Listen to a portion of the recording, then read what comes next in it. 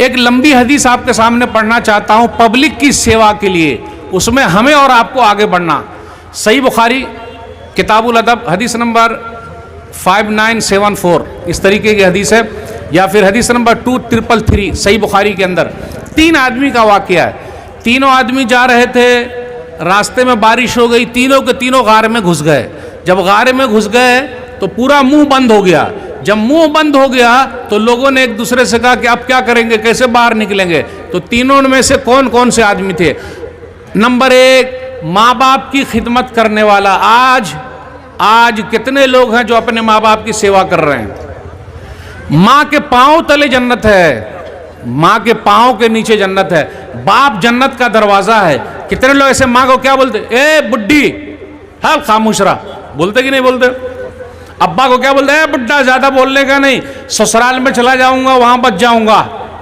कितने लोग? नहीं, बाप जन्नत का दरवाजा है, माँ के पांव के नीचे जन्नत है। माँ बाप की खिदमत करना जिहाद है। जिहाद, ये जिहाद का लफ्ज भी बड़ा बदनाम हो गया है, यानी कोशिश करना। जिहाद का माना होता है कोशिश करना, लगे रहना। और सबसे बड़ा जिहाद अपने आप से करना, यानी अपना मन गलत काम की तरफ जा रहा है उसको बचा के रखना, यह भी सबसे बड़ा जिहाद है।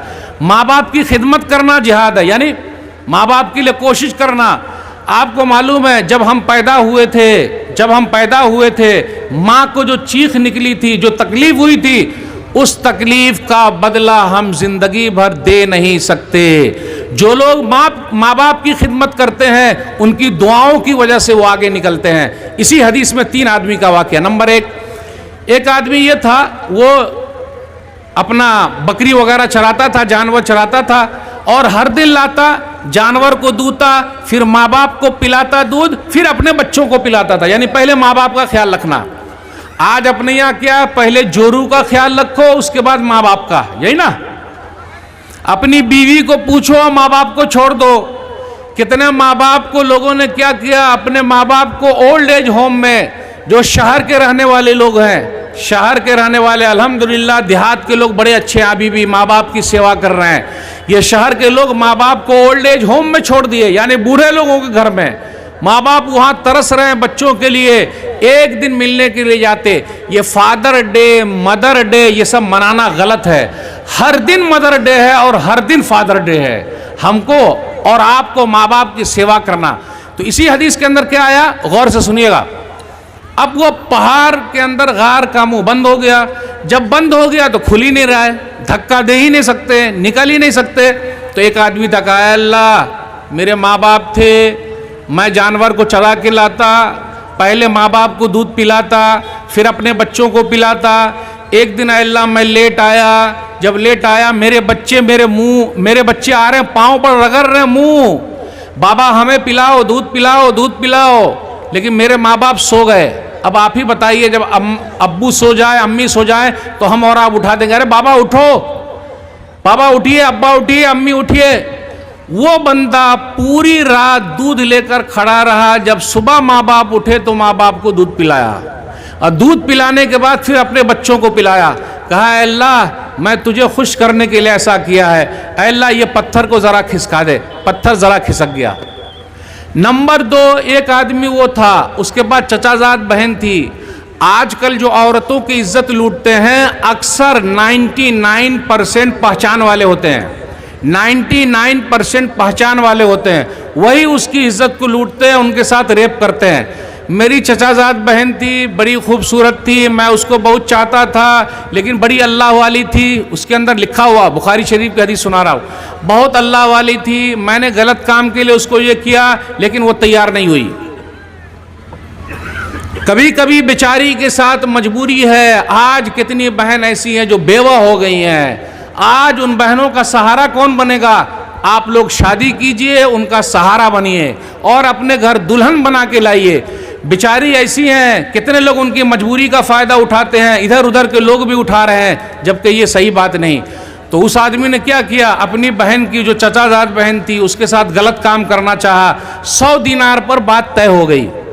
जब बात तय हो गई तो वो गलत काम के लिए बैठा। जैसे गलत काम के लिए बैठा, उस औरत ने कहा, अल्लाह का या अब्दुल्लाह इत्तक़िल्लाह वला तब्तग़िल ख़ातिमा इल्ला बिहक़्क़ी, अल्लाह का बंदा, अल्लाह से डर जा, तू गलत काम क्यों कर रहा है? इसलिए माँ बहनों से भी कहता हूँ, कहीं ऐसा ना हो जाए हेलो हाय बाय बहुत सारे लोग करते रहते हैं, अच्छा वो मेरी वाली वो तेरी वाली, लोग चक्कर में रहते, ये सब चक्कर छोड़िए। और माँ बहनों से भी कहता हूँ, बहन से भी कहता हूँ, अल्लाह वाली बनिए। कोई देखे ना देखे, ऊपर वाला देख रहा है। जब उसने कहा ऐ अल्लाह का बंदा, ऐ अल्लाह का बंदा गलत काम मत कर, उसने गलत काम छोड़ दिया। जैसे गलत काम छोड़ा पीछे हट गया, वो पीछे हटा, कहा ऐ अल्लाह तेरे डर से मैंने गलत काम छोड़ दिया, ऐ अल्लाह आज मैं फंसा हूँ, मुसीबत में हूँ। वो पत्थर जरा सा खिसका लेकिन नहीं निकल सकते। तीसरा आदमी कौन था? तीसरा आदमी सेठ था, उसके बाद नौकर लोग काम करते थे। आज हम और आप जिसके यहाँ काम करते हैं उनको चाहिए कि वो अपने नौकर का ख्याल रखे। अगर हमारे यहाँ कोई काम करता है तो हम महीना पूरा होने से पहले ही उनको पैसा दे दें। 30 तारीख हुई, भाई अपनी सैलरी ले ले। आपको मालूम है चेन्नई के अंदर एक कंपनी थी, अब है कि नहीं पता नहीं मुझे। चेन्नई के अंदर एक कंपनी थी एक मुसलमान की, वो क्या करता था कि सैलरी जो है मजदूर को पैसा देना है, महीना पूरा हुआ देना है, वो लेट करता था। 15 दिन लेट, 20 दिन लेट, 1 महीना लेट, 2 महीना लेट। आज अपने यहाँ भी वही है। कुछ लोग हैं 3 महीना का पैसा रखे हुए, 6 महीने का। अरे वो खाएंगे कैसे? उसके बाल बच्चे कैसे खाएंगे? महीना पूरा हुआ, 30 दिन हुआ, आपने पैसा दे देना, क्योंकि उनके माँ बाप हैं, बाल बच्चे हैं, उनको दूध का देना है, ट्यूशन का देना है, जल्दी दे दीजिए। वो जो आदमी था कंपनी का मालिक, वो लेट करता था। नबी सल्लल्लाहु अलैहि वसल्लम की एक हदीस उसको मिल गई कि पसीना सूखने से पहले ही मजदूरी दे दो। आतुल अजीर अजरहु क़ब्ल अन यजफ़ारक़ु, पसीना गिरने से पहले ही मजदूरी दे दो, महीना पूरा हुआ दे दो। तो अब उस आदमी ने क्या किया जो चेन्नई वाला था? हदीस सुना तो आइंदा महीने से हर 30 तारीख को वो पैसा दे देता है, सबकी मजदूरी दे देता, भाई आइए आइए सब अपना लेके जाइए। तो उनके यहाँ जो लोग काम करते थे वो पूछा, सेठ जी पहले तो आप 2 महीना 1 महीना लेट देते थे और अभी आप पहले ही दे रहे हैं, महीना पूरा होते ही आप दे रहे हैं, ऐसा क्यों? इसलिए अगर आपके यहाँ कुछ लोग काम करते हैं तो वक्त पर सैलरी दे दीजिएगा। तो उन्होंने कहा कि मैंने नबी सल्लल्लाहु अलैहि वसल्लम की हदीस सुनी है, पसीना सूखने से पहले दे दो, इसलिए मैं आपको 30 तारीख को दे देता हूँ। वहाँ कुछ गैर मुस्लिम भाई भी वहाँ काम करते थे, मुसलमान नहीं थे लेकिन काम करते थे उनके साथ। उनके दिमाग में ये बात घुस गई कि अरे आज से 1400 साल पहले एक आदमी ऐसा भी था जो हम मजदूरों के लिए इतना सोचा कि महीना पूरा होते ही दे दो। ये लेबर डे मनाते हैं ना, मजदूर डे, एक दिन का लेबर डे, मजदूर डे, ये तो बेचारे मजदूर की तौहीन है। वो बेचारा हर दिन मेहनत करता है, हर दिन जाएगा, मेहनत करेगा, शाम में लाएगा तो खाएगा। तो जितने लोग थे उन्होंने कहा कि एक आदमी ऐसा, प्रोफेट मोहम्मद जो 1400 साल पहले पैदा हुए, हम मजदूर के लिए, हम लेबर लोगों के लिए उन्होंने ऐसा सोचा। फिर वो सब लोग कलमा पढ़ लिए, ला इलाहा इल्लल्लाह मुहम्मदुर रसूलुल्लाह, कलमा पढ़ के मुसलमान हो गए। तो मेरे भाइयों, बताने का मकसद ये है कि आप अगर सही रहेंगे तो आपके अखलाक से लोग मुतासिर होंगे। तो वो तीसरा आदमी का वाकया सुनाकर मैं अपनी बात ख़त्म करूँगा कि वो क्या था, ऐ अल्लाह मेरा एक मजदूर था, वो मजदूरी नहीं लिया, चला गया, मजदूरी नहीं लिया, वो चला गया। जब चला गया तो मैं उसकी मजदूरी को काम में लगा दिया, कारोबार में लगा दिया। अब कारोबार में जब लगा दिया तो पैसा बहुत हो गया। जब पैसा बहुत हो गया, जानवर हो गए, बहुत सारी चीज हो गई। कुछ दिनों के बाद वो आदमी आया, सेठ जी मेरी मजदूरी तो दे दीजिए, मेरा पैसा लाइए, मेरा पैसा। सेठ हो तो ऐसा, आज आप में से कोई भी जो सेठ है अगर चाहता है कि अल्लाह उसकी दुआ को सुन ले तो वो इस हदीस पर अमल करे। जो भी सेठ है अगर चाहता अल्लाह उसको परेशानी से निकाल दे, अल्लाह उसकी दुआ सुन ले। उसने क्या किया, अपने नौकर के पैसे को लेकर तिजारत में रखा। आज हम और आप सरकारी जॉब के चक्कर में है ना, सरकारी जॉब मिलना चाहिए, भूल जाइए, आप भूलिए, कोशिश कीजिए, तिजारत कीजिए, मतलब उठिए आगे। मैं एक मिसाल देता हूं, 1 रुपया और 1 केला आप बंदर के पास फेंकिए, बंदर के पास 1 रुपया फेंकिए और केला फेंकिए, बंदर क्या करेगा? केला खाएगा कि पैसा खाएगा? लेकिन अगर वो पैसा ले लेता तो केला भी खरीद सकता था और पैसा भी रख सकता था। तो ये सरकारी जॉब का जो मसला है जिस पर हम और आप भाग रहे हैं, लॉलीपॉप की तरह लगता है और बूढ़े हो जाते फिर भी नहीं मिल पाता। तिजारत कीजिए, तिजारत। तिजारत मतलब अपने सर पर उठाइए, लेबर बनिए, मेहनत कीजिए और मेहनत में देखिए बरकत ही बरकत है। तो वो लेबर जो था वो चला गया, कुछ दिनों के बाद आया तो सेठ ने कहा, अरे ये सब जितने जानवर हैं, ये सब जितने जानवर हैं सब तुम्हारा, ले जाओ। अरे सेठ जी क्या आप भी मजाक कर रहे हैं? मेरी मजदूरी, इतना जानवर, इतनी चीज, अरे तुम नहीं आए तो मैं तुम्हारा पैसा लगा दिया, यानी तुमको भी मैं सेठ बनाया। आज एक सेठ जी बताइए जो अपने मजदूर को सेठ बनाना चाहता हो, लेकिन उस आदमी ने किया, बोले जा तू भी सेठ बन जा, मेहनत कर, लगा रहा। अल्लाह तुझे खुश करने के लिए मैंने सब दे दिया, आज मैं फंसा हूं। आज तो हम और आप दूसरे का हड़प करने के चक्कर में इसका लिया, उसका लिया, उसका लिया, फिर भी पेट नहीं भर रहा है, पेट नहीं भर रहा। और ये पेट कब भरेगा? जब हम और आप कब्र में चले जाएंगे, दुनिया में भरने वाला नहीं है। अल्लाह परेशानी में फंसा हूं, अल्लाह तो निकाल दे। पत्थर जो है वो गिर गया और तीनों के तीनों वापस निकल आए। इस हदीस से ये पता चला मेरे भाइयों, हमें और आपको समाज को अच्छा बनाने के लिए कोशिश करना पड़ेगा। अगर कोशिश करते हैं तो बड़ा फ़ायदा और फ़ायदा नज़र आता है। बातें बहुत सारी आपसे करनी थी, इंशाअल्लाह किसी और मुनासिबत से आपसे बात करेंगे। अच्छा, मेरी उर्दू आपको समझ में आई कि नहीं आई ये बताइए? कितने लोगों को समझ में नहीं आई वो बताए? नहीं आई, मेरी उर्दू समझे ही नहीं, आ गई सबको अल्हम्दुलिल्लाह। चलिए इंशाअल्लाह फिर किसी और मुनासिबत से बात करेंगे। चंद सवालात आए हुए हैं, देखते हैं क्या है, कोई भारी तो नहीं है?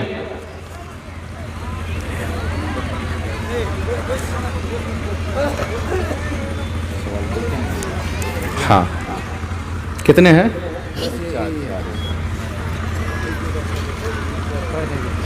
देखिए एक सवाल आया, अगर किसी का शौहर मर जाता है तो वो औरत अपने जेवर खोलेगी या नहीं?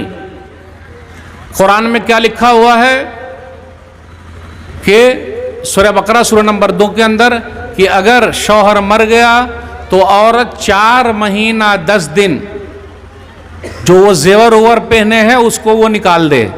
4 महीना 10 दिन के बाद दोबारा वो जेवर अपना पहन सकती है, लेकिन बनाव श्रृंगार नहीं करेगी क्योंकि शौहर तो है ही नहीं। फिर 4 महीना 10 दिन के बाद अगर उसकी शादी हो जाती है तो अपना बनाव श्रृंगार करेगी। तो 4 महीना 10 दिन तक वो जेवर भी निकाल सकती है, फिर बाद में वो पहन ले। हाज़ा माइंदी वल्लाहु आलम बिस्सवाब।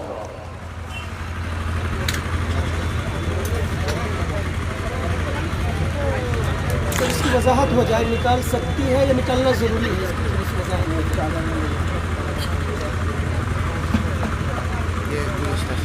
ये वो जो सवाल था कि निकाल सकती है या निकालना, वो निकाल दे, निकाल दे, अपने जेवरात निकाल दे और 4 महीना 10 दिन के बाद फिर पहन ले। हमेशा के लिए नहीं निकालना है। वाइट वाला जो कपड़ा है वो भी नहीं पहनना है, जो कपड़ा वो पहनती है वही कपड़ा पहने। घर के कोने में नहीं रहना है, वो बाहर भी रह सकती है, यानी घर के सेहन में भी रह सकती है, कहीं डॉक्टर के पास जाना वो भी जा सकती है, फ़ोन पर भी बात कर सकती है, बहुत सारे मसाइल है। अब कितने बोलते हैं अरे नहीं नहीं नहीं घर के कोने में रहने का, बाहर नहीं निकलने का, ऐसा नहीं। और वाइट कपड़ा पहनने का तो कहीं आया ही नहीं कि वाइट कपड़ा पहने। अब ये सब चीज़ हम और आप कहाँ से ले आए पता नहीं। जो कपड़ा पहन रही है वही पहनेगी, अलबत्ता अपने जेवरात वो निकाल दे। फिर इसी तरह मेकअप वगैरह जो वो कर रही है, जो अपने शौहर के लिए करती थी, वो ना करे। हाज़ा माइंदी वल्लाहु आलम बिस्सवाब। पहली शादी, ये क्या, अच्छा नहीं नहीं सॉरी, बेटी की शादी है, किसी से कर्ज भी नहीं मिल रहा है, ऐसी सूरत में ब्याज ले सकते हैं क्या? बेटी की शादी है, किसी से कर्ज भी नहीं मिल रहा है, ऐसी सूरत में ब्याज ले सकते हैं क्या? याद रखिएगा, इस्लाम के अंदर शादी सादी है, सिंपल है। शादी में खर्च लड़का करेगा, लड़की को नहीं करना है। इसलिए शादी के अंदर लड़की वाले से जो लोग ले रहे हैं वो हलाल नहीं खा रहे हैं। वो क्या खा रहे हैं? लड़की वालों से जो लोग ले रहे हैं वो हलाल, लड़की वालों से जो ले रहे हैं चाहे 4 चक्का ले या 2 चक्का ले या कैश ले, जो ले रहे हैं वो हलाल, वो हलाल, वो आप लोग बोलिएगा वो हलाल, वो हलाल नहीं है लेना। अब ये बेचारे शादी करना चाहते, इसका मतलब 4 चक्का 2 चक्का कोई मांग रहा होगा, लेकिन फिर भी हम ब्याज नहीं ले सकते, क्योंकि ब्याज लेना देना लिखना सब कुछ करना सब गलत है, क्योंकि ब्याज ले लेकर फिर उसको भरिएगा कैसे। हाँ, ऐसा कर सकते, कुछ लोगों से मिलिए, भाई साहब मेरी बेटी की शादी है, मेरा हेल्प कीजिए, और कोई ना कोई हेल्प करेंगे। और आप ऐसा लड़का ढूंढिए जहां आपको पैसा ही ना खर्च हो। लंबा चौड़ा ढूंढने की जरूरत क्या है? ज्यादा जो लेने वाला उसके पीछे जाने की जरूरत क्या है? जो कम ले ये ले ही ना, ढूंढिए ये कि ले ही ना, सुन्नती शादी करे। इतने बड़े मजमे में क्या कोई आदमी ऐसा नहीं है, कोई नौजवान जो सुन्नती शादी कर ले? आराम से मिल जाएंगे, ढूंढिए तब होगा, लेकिन ब्याज नहीं ले सकते, किसी भी हालत में लेना नहीं है। इंटरेस्ट नहीं लेना, सूद नहीं लेना, ब्याज नहीं लेना, बिल्कुल नहीं लेना है, वरना कभी आप भर ही नहीं पाइएगा, अदा ही नहीं कर पाइएगा। हाजा माइंदी वल्लाहु आलम बिस्सवाब। और ये क्या है? ये राजेश यादव का है। हमारे क्षेत्र में तलाक बहुत होता है और वो हमको उसमें शरीक भी रहना पड़ता है, तो ऐसे करने पे तो हमको हमारा कोई गुनाह है क्या उसमें? राजेश यादव जी का आपका है?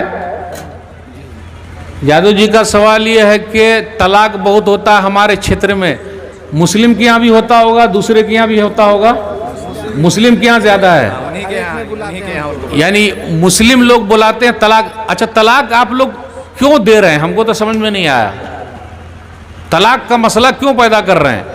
इसलिए पैदा हो रहा है कि आप जो पैसे वाली शादी करते हैं तो वह आपके दिमाग पर चढ़ के रहती है। ज़्यादा कुछ बोलिएगा नहीं, मेरे अब्बा ने आपको ख़रीदा है। हाँ, उनका योगदान तो रहेगा ही, क्योंकि वो मुखिया जी रह चुके हैं, तो वो समझाने के लिए आ सकते हैं, उसमें वो तो और अच्छा काम कर रहे हैं, वो तो मिलाना चाहते होंगे, कह रहे मिल जाओ, मत लड़ाई झगड़ा करो, तो वो तो सेवा कर सकते हैं, उसमें कोई हर्ज की बात नहीं। और कोशिश ये कीजिए कि तलाक ही ना हो। कभी कभार कभी कुछ हो गया, उलमा से पहले मिलिए, उलमा से मसला नहीं हल होता तो मिलिए, सबसे मिलिए। वो तो कोशिश कर रहे हैं, अच्छी बात है, अच्छा कर रहे हैं, मिला रहे हैं, पहले वो कोशिश करते होंगे कि भाई किसी तरह मिल जाए, लेकिन फिर भी अगर नहीं मिल पाते हैं तो ये आखिरी ऑप्शन है, और आखिरी ऑप्शन मर्द के लिए तलाक है और औरत के लिए खुला है। कभी कभी कैसा होता है, उसका मर्ज से नहीं होता, मारपीट, पी रहा है, खा रहा है, गाली बात दे रहा है, कब तक बर्दाश्त करेगी? तो वो भी खुला लेके अलग हो सकती है, उसको खुला कहा जाता है।